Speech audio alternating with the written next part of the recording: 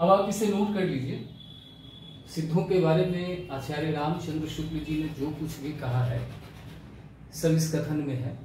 कई बार यहाँ से भी सवाल पूछ लेता है, और जो कॉन्सेप्चुअल सवाल पूछे जाते हैं वे सवाल इन्हीं कथनों पर आधारित होते हैं।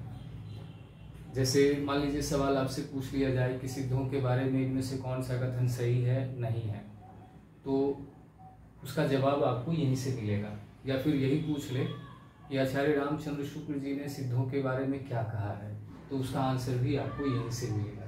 वह फैक्चुअल सवाल नहीं होगा।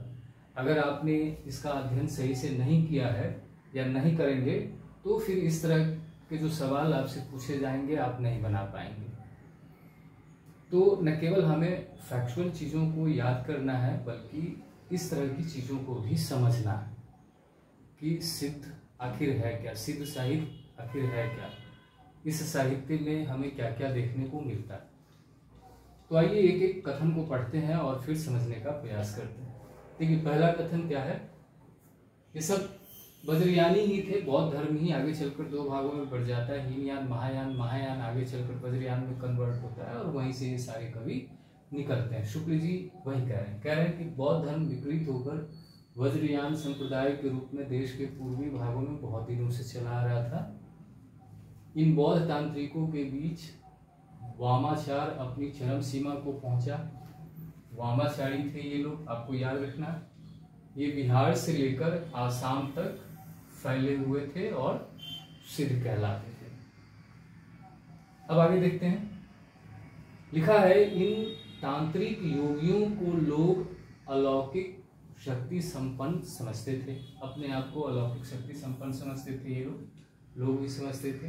ये अपनी सिद्धियों और विभूतियों के लिए प्रसिद्ध थे।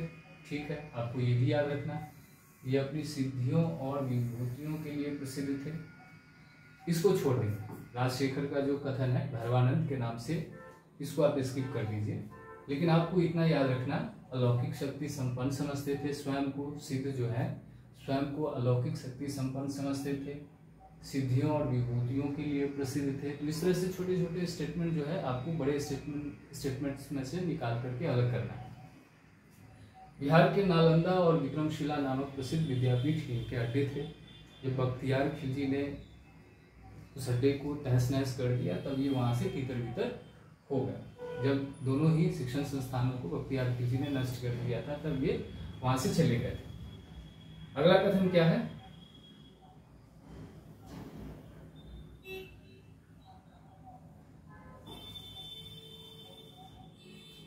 अगला कथन है, बौद्ध धर्म ने जब तांत्रिक रूप धारण किया अब उसमें 5 ध्यानी बुद्धा और उनकी शक्तियों के अतिरिक्त अनेक बोधिसत्वों की भावना की गई जो सृष्टि परिचालन करते हैं।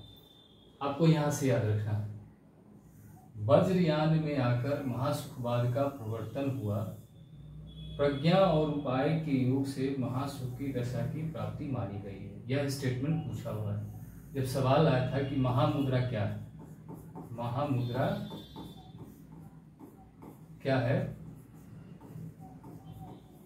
तो उसमें यह कथन भी है। एक तो यही है कि सिद्धि प्राप्ति हेतु स्त्रियों का भोग आवश्यक है। इसे महासुख भी कहा जाता है, महासुख भी कहा जाता है, महासुखवाद भी कहा जाता है, सुखवाद भी कहा जाता है, और भी आगे कुछ कहा गया है, वहां पे हम देख लेंगे। यह जो महामुद्रा टर्म है यह सिद्ध साहित्य में बहुत फेमस है। इससे सवाल रहता ही रहता है, आपको इसे याद करना है हर हाल में। जब भी आप सिद्ध साहित्य पढ़ें तो महामुद्रा के कॉन्सेप्ट को एकदम अच्छे से क्लियर कर लेना, मान करके चलो इसे सवाल रहेगा। VVI है, ये फिक्स है, आना ही आना है महामुद्रा से। आप जब क्वेश्चन पेपर उठाकर देखेंगे तो आपको पता चल जाएगा कि इस टॉपिक से कितनी बार सवाल पूछा हुआ है। तो क्या है, देखिए यही है महासुखवाद। तो महासुखवाद भी बोलते हैं, महामुद्रा भी बोलते हैं, महासुख भी बोलते हैं। परम महासुवेशु करे दूरी ऐसे सर, ये पंक्ति भी है। बोनादारे चंदमणि जी में जो करे, परम महासुवेशु करे दूरी ऐसे सर। नेट की परीक्षा में जब से सिलेबस बदला है उसके बाद ही पूछा हुआ है, 22 में शायद पूछा हुआ है। तो ये वही महासुख है जिसका अर्थ है प्रज्ञा और उपाय के योग से महासुख की दशा की प्राप्ति होती है। यह तो शुक्ल जी का स्टेटमेंट है। सिद्धि प्राप्ति हेतु स्त्रियों का भोग आवश्यक है, यह भी इसका उत्तर है। महामुद्रा का अर्थ वह भी होता है, वही है एक्चुअल में, यह तो शुक्ल जी अपने हिसाब से कहते हैं। अब प्रज्ञा क्या है ये मैंने अपने क्लास में बच्चों को बताते रहता हूँ, यहाँ नहीं बताऊंगा, टाइम लग जाएगा। आप खुद समझना कि प्रज्ञा क्या है, और अगर आपको मालूम हो प्रज्ञा क्या है तो आप कमेंट करके जरूर बताना। आगे बढ़ते हैं। इसे आनंद स्वरूप ईश्वरत्व ही समझिए। क्या क्या समझना है? पहला स्टेटमेंट महामुद्रा के बारे में, आपको महामुद्रा लिखना है। महामुद्रा, उसमें पहला कथन आप ये लिखेंगे, प्रज्ञा और उपाय के योग से, प्रज्ञा और उपाय के योग से महासुख की दशा की प्राप्ति होती है। दूसरा, सिद्धि प्राप्ति हेतु स्त्रियों का भोग आवश्यक है, सिद्धि प्राप्ति हेतु स्त्रियों का भोग आवश्यक है। तीसरा आपको नोट करना है, इसे आनंद स्वरूप ईश्वरत्व समझिए। यह आनंद स्वरूप ईश्वरत्व है, इस तरह से आपको याद रखना है। इसे आनंद स्वरूप ईश्वरत्व ही समझिए, इसे आपको याद रखना है। निर्वाण के 3 अवयव ठहराए गए हैं या बताए गए हैं, यहां से सवाल रह सकता है। और तीनों अवयव कौन कौन से हैं? शून्य, विज्ञान और महासुख। देखिए महासुख भी है, महासुखवाद भी है, महामुद्रा है, महासुख भी है, कई नामों से इन्हें जाना जाता है। तो सवाल पूछा जा सकता है कि निर्वाण के 3 अवयव बताए गए हैं, इनमें से कौन सा अवयव नहीं है? तो 3 तो है ही, चिकित्सा डाल देगा, चौथा ऑप्शन चिकित्सा डाल देगा, कुछ भी डाल सकता है। तो आपको याद रखना, शून्य, विज्ञान और महासुख, इसमें से कोई भी नाम हो सकता है, जरूरी नहीं महासुख ही हो, महासुखवाद भी हो सकता है, महासुख भी हो सकता है, महामुद्रा भी हो सकता है। तो ध्यान रखना है, शून्य, विज्ञान और महासुख। अब आगे बढ़ते हैं।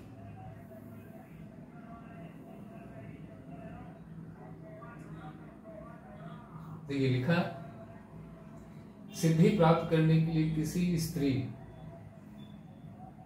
जिसे शक्ति योगिनी या महामुद्रा कहते थे, योग या सेवन आवश्यक है, यही है महामुद्रा का अर्थ। सिद्धि प्राप्ति के लिए स्त्रियों का भोग सेवन आवश्यक है, तो यह आपको याद हो। बाकी कथन को छोड़ते हैं, जो लिखा है इसमें कोई संदेह नहीं कि जिस समय मुसलमान भारत पर आए या भारत में आए, उस समय देश के पूर्वी भागों में ये जितने भी सिद्ध थे सब भोग विलास, वामाचार, दुराचार में फंसे हुए थे, उलझे हुए थे। अगला कथन है, देखिए लुईपा की पंक्ति है, पिछले वीडियो में आपने देखा होगा, कागा तरुड़ पंच विड़ाल जो मैंने बताया था। लिखा है, कागा तरुड़ पंच विड़ाल में बौद्ध शास्त्र में निरूपित 5 प्रतिबंध हैं। कौन कौन से हैं? आलस्य, चिकित्सा, काम नहीं, आलस्य है, हिंसा है, काम है, चिकित्सा है और मोह है। तो ये जो पंच विड़ाल है, बौद्ध सिद्धों में या बौद्ध साहित्य में जो 5 प्रतिबंध हैं, उनमें से कौन कौन से हैं, कौन नहीं है, यहीं से सवाल पूछा हुआ है 23 में, 2023 में या 22 में पूछा हुआ है। आप जब पेपर उठाकर देखेंगे तो आपको पता चल जाएगा। तो इसमें कुछ और घुसा दिया था, 3 तो यहीं से था, एक जो है कोई और नाम दे दिया था। तो यहाँ से भी देखिए सवाल पूछ लिया था, तो यह भी आपको याद रखना कि बौद्ध साहित्य में जो 5 प्रतिबंध माने गए हैं वे कौन कौन से हैं। तो इन 5 को आप रट जाइए, यहाँ से सवाल रहता है। अगला कथन है, सिद्धों और, हाँ आपने पढ़ा होगा कि आचार्य रामचंद्र शुक्ल जी ने सिद्ध साहित्य को यानी आदिकालीन धार्मिक साहित्य को तांत्रिक साहित्य साधना मात्र कहकर शुद्ध साहित्य की श्रेणी से बाहर कर दिया था। अब सभी लोग जानते हैं क्यों किया था, वही तर्क दे रहे हैं शुक्ल जी अपना। तो इसमें तर्क ही है, आपको बस इतना याद रखना है कि शुक्ल जी ने आदिकालीन धार्मिक साहित्य को, जिसमें सिद्धनाथ जैन का साहित्य आता है, उसको शुद्ध साहित्य की श्रेणी से बाहर कर दिया था। आप कथन पढ़ लीजिए, सिद्धों और योगियों की रचनाएं तांत्रिक विधान, योग साधना, आत्मनिग्रह, श्वास निरोध, भीतरी चक्रों और नाड़ियों की स्थिति, अंतर्मुख साधना के महत्व इत्यादि की सांप्रदायिक शिक्षा मात्र है। कमी क्या है इसमें? जीवन की स्वाभाविक अनुभूतियों और दशाओं से उनका कोई संबंध नहीं, अतः वे शुद्ध साहित्य के अंतर्गत नहीं आती। सिद्धों का साहित्य कैसा है आचार्य रामचंद्र शुक्ल जी के अनुसार? तो सिद्धों का साहित्य ऐसा साहित्य है जिसका जीवन की स्वाभाविक अनुभूतियों और दशाओं से कोई संबंध नहीं है। तो ये भी स्टेटमेंट हो सकता है कि सिद्धों के बारे में आचार्य रामचंद्र शुक्ल जी ने क्या कहा है, तो ये रहेगा उसका जीवन की स्वाभाविक और अनुभूतियों से कोई संबंध नहीं है। उसमें क्या क्या है? यह तांत्रिक विधान, योग साधना, आत्मनिग्रह, श्वास निरोध, भीतरी चक्रों और नाड़ियों की स्थिति, अंतर्मुख साधना के महत्व, ये सब सारी चीजें जो है इनके साहित्य में भरी हुई है। तो ये याद रखेंगे। इनकी भाषा जो है वह अपभ्रंश या पुरानी हिंदी की काव्य भाषा है। तो ये तो हम लोग सभी लोग जानते हैं, तो इसको स्किप करते हैं, आगे बढ़ते हैं। दो कथन और है। ये वाला कथन पिछले कथन वाले जैसा ही है। देखा क्या है? उनकी रचनाओं का जीवन की स्वाभाविक सरणियों, अनुभूतियों और दशाओं से कोई संबंध नहीं है, वे सांप्रदायिक शिक्षा मात्र है। तो ये भी याद रखना कि शुक्ल जी ने सिद्धों के साहित्य को सांप्रदायिक शिक्षा मात्र कहा है। शुद्ध साहित्य की कोटि में नहीं आ सकती, ठीक है। उन रचनाओं की परंपरा को हम काव्य या साहित्य की कोई धारा नहीं कह सकते। यहाँ से आपको याद रखना है, यानी सिद्धों के साहित्य को शुक्ल जी ने साहित्य के किसी भी धारा में स्थान नहीं दिया है। तो यह कथन भी हो सकता है कि उन रचनाओं की या सिद्धों की रचनाओं को हम काव्य या साहित्य की कोई धारा नहीं कह सकते। तो यह कथन भी सही हो जाएगा अगर रहेगा तो। इसे आपको याद रखना है क्योंकि इसमें सरहपा का समय शुक्ल जी बता रहे हैं। हम लोग जानते हैं कि सरहपा का जो समय है वह 769 ईस्वी, लेकिन आचार्य रामचंद्र शुक्ल जी ने क्या बताया? संवत 690। तो पूछा जा सकता है कि शुक्ल जी के अकॉर्डिंग सरहपा का जो समय है वह कितना है? क्योंकि शुक्ल जी बता रहे हैं, तो शुक्ल जी जो बता रहे हैं वो भी फेमस कवि के बारे में, तो उसको आपको जरूर याद रखना है। छोटे मोटे कवि होते हैं तो हम स्किप भी कर देते, लेकिन सरह तो सिद्ध साहित्य के प्रमुख कवि हैं, उनके बारे में शुक्ल जी कुछ कह रहे हैं तो आपको जरूर ध्यान रखना है। अतः हिंदी की काव्य भाषा के पुराने रूप का पता हमें विक्रम की, अब ये याद रखना है, हिंदी काव्य भाषा के सबसे पुराने रूप का पता कब से चलता है? तो 7वीं शताब्दी के अंतिम चरण से। सवाल ये हो सकता है कि हिंदी काव्य भाषा के पुराने रूप का पता चलता है शुक्ल जी के अनुसार, सवाल आप ऐसे लिख लीजिए, शुक्ल जी के अनुसार हिंदी काव्य भाषा के पुराने रूप का पता चलता है। Option A